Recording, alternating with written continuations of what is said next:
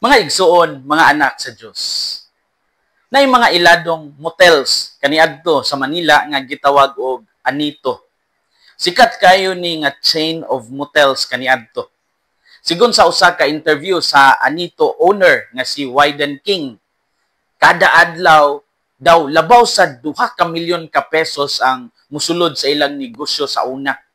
Hastang dakuha nga kantidad sa kwarta nga makapabuhi sa daghang empleyado o makapadagan sa ilang daghang negosyo. Pero niadtong 1992, tungod sa iyang conversion, nakapamalandong si Wyden King nga ang ilang mga chain of motels daw nahimong mga altar sa demonyo tungod sa daghang malaway ug mga immoral nga mga binuhatan nga nahitabo sulod sa mga kwarto niini. Ug nabati niya ang mando sa Ginoo kaniya nga sirad-an ang iyang chain of motels. Dili sayon apan inanay niyang nabuhat. Sa dihang gisirad-an na nila ang Anito Motels, ilang gipost sa ilang tarpaulin mao ni Anito Hotel closed for the glory of God. Samtang si Wyden King nakasinati og pag-usab sa kinabuhi, mao pod ang nahitabo kang Sakeo sa atong ebanghelyo karon. Si Sakeo dili lang siya tax collector, kundi chief tax collector. Labaw sa mga makasasala, labaw sa mga dautan sa pananaw sa mga tao. Ug sama usab sa tag-iya sa Anito Motels, sa dihang ang kasing-kasing ni Sakeo natandog sa presensya ni Jesus. Si Sakeo nakahimo og dakong kausaban diya sa iyang kaugalingon. Unsay mapupo nato karon sa kasinatian ni Sakeo? Unang punto, ang pagduol sa Ginoo nagkinahanglan og tinuoray nga tinguha ug dili perpekto nga pagkatawo. Si Sakeo usa ka tawo nga mubo. Naghago siya pag-ayo aron makakita kang Hesus. Mao nga siya mismo ni saka sa kahoy aron makakita kang Hesus. Nindot kayong tan-awon nga bisan makasasala ang iyang kasing-kasing nagpangita og kahayag. Ang lesson alang nato mao gyud ni ang pagduol kang Hesus dili nagkinahanglan og perpekto nga pagkatao. Nagkinahanglan lang ni og tinuoray nga tinguha. Mao sa dihang gitawag siya ni Hesus, dali-dali nga ni kanaog si Sakeo. The word is dali-dali. Wala siya nagdugay-dugay, wala siya nagpabao-bao, no? Wala na siya nagpa-cute-cute pa. Dali-dali siyang hinaog. This is the heart of conversion. Kung tinuod nato ang atong pagbalik sa Ginoo, dili kinahanglan ang daghang debate. Dili kinahanglan mga komplikado pa nga mga ritual. Just a humble heart. Ang kinahanglan lang jud mo ang atong pagpaubos, dili ang atong pagpasigarbo o pagpataas. Sama ni Wyden King nga mitugyan sa Ginoo sa iyang mga negosyo, si Sakeo usab mitugyan sa iyang kinabuhi. Walay conversion kung walay surrender. Atong mahimo ang pagtahan nato sa atong kaugalingon ngadto sa Ginoo. Unsa kay angay nato ang buhaton? Basin kinahanglan nato undangon ang mga sala nga nakapahimulag nato sa Ginoo. Basin kinahanglan nato undangon ang bisyo, ang relasyon nga wala makahatag og pagdaig sa Ginoo. O baka ihunong na nato ang kahiyugot o pagpangluod nga dugay na natong gihuptan. Sama ni Sakeo, kinahanglan nato mulihok aron makaduol kang Hesus.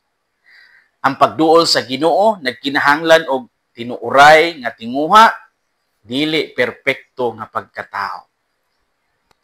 Ikaduhang punto, ang Ginoo naglantaw sa atong kasing-kasing ug dili sa atong reputasyon. Sa dihang misulod si Jesus sa balay ni Sakeo, nilutaw dayon ang mga reklamo sa katawhan nga si Jesus misulod sa balay sa makasasala. Pero ang Ginoo wala nagtan-aw sa reputasyon o unsay gihuna-huna sa ubang tao. Nagtan-aw siya sa kasing-kasing. Ug bantayan nato unsay gibuhat pod ni Sakeo. Ang katunga sa iyang bahandi iyang gihatag sa mga kabus ug iya sad giulian og 4 ka pilo kadtong iyang mga nalibungan. Nindot ni nga makita nato ang tinuod nga paghinulsol dunay bunga. Ang conversion o pagkausab sa kaugalingon diya sa Ginoo dili lang sa kanang hilak-hilak, naapod ni siya'y lihok. Nilihok si Sakeo, naa siya'y gibuhat. Ang pagbag-o nga walay aksyon, pakitang tao ra. Ang kahoy nga si Komoro, simbolo ni sa mga ordinaryong tao, mga pobre o mga makasasala. Sakto kayo nga didto misaka si Sakeo kay didto pod nagsugod ang iyang kaluwasan. Kay ang Ginoo motawag ka nato bisag unsay atong kahintang. Wala ang Ginoo nangita og kahoy didto sa palasyo. Nangita ang Ginoo og kahoy diha mismo sa kalsada. Ang Ginoo gusto og andam musulod sa atong balay, sa atong kinabuhi, sa atong trabaho basta ablihan nato siya. Bisan unsay nahitabo diha sa atong kagahapon, bisan unsay sala nato, bisan unsay pagkadungog sa uban kanato o panglangtaw sa ubang tao kanato, ang Ginoo andam mo puyo sa atong kinabuhi og magdala og kausaban ug kaluwasan. Ang pangutana, musugot ba ta sama kang Sakeo o mas panimbayaon nato unsay isulti sa mga tao? Ang Ginoo naglantaw sa atong kasing-kasing ug dili sa atong reputasyon. Story time. Balik ta sa istorya ni Wyden King. Niana siya nga sa dihang gisirad-an nila ang mga Anito motels. Kabahin sa ilang ritual mo ang sprinkling of water on the beds to exorcise the devil's presence. Mao kini ang nakapamata sa iyang kasing-kasing. Nakasabot siya nga dili lang negosyo ang ilang gisirad-an, iya usab gihunong ang mga haylo sa demonyo. Mao nga niatubang siya sa Ginoo og nangayo og pasaylo sa daghang mga hilom nga sala nga nahitabo sulod sa iyang mga motels. Abortion, suicide, incest, drug abuse ug uban pa. Ug sukad sa iyang pagtugyan kang Kristo, na bag-o ang dagan sa iyang negosyo ug kinabuhi. Mga igsoon, mga anak sa Diyos, ang istorya ni Sakeo mao ang istorya natong tanan. Dili ta perpekto, daghan kitag mga dapit sa atong kinabuhi nga giluklok nato o gitaguan sa ngit-ngit. Apan si Jesus nagdapit nato nga ato siyang dawaton sa atong kinabuhi. Kung mudawat ta kaniya sama kang Sakeo, makadungog ta sa pinakanindot nga pulong sa ebanghelyo karong adlaw. Today, salvation has come to this house. Luke 19:9. Karong adlaw miabot ang kaluwasan niining balaya. Mahitabo lamang kini kung ablihan nato ang pultahan sa atong kasing-kasing. Today, salvation has come to this house.